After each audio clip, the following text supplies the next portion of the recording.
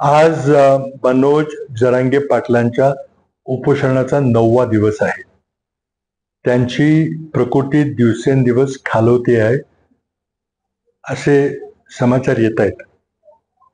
जरांगे पाटलांचे जीव वाचवणे आपल्या सर्वांचं कर्तव्य आहे. माझी सरकारला विनंती आहे की त्यांचं उपोषण स्थगित करण्याकरता मुख्यमंत्र्यांनी स्वतः काही गंभीर पावलं टाकली पाहिजेत. त्यांच्याशी चर्चेचा मार्ग खुला केला पाहिजे. काहीतरी आशादायक चित्र निर्माण केलं पाहिजे. जरांगे पाटलांची आणि मुख्यमंत्र्यांची बैठक झाल्यानंतर एक आनंद वातावरण झालं होतं. पण आता कुठंतरी सरकारने दिलेला शब्द मोडलेला आहे असं चित्र आता आपल्यासमोर आलेलं आहे.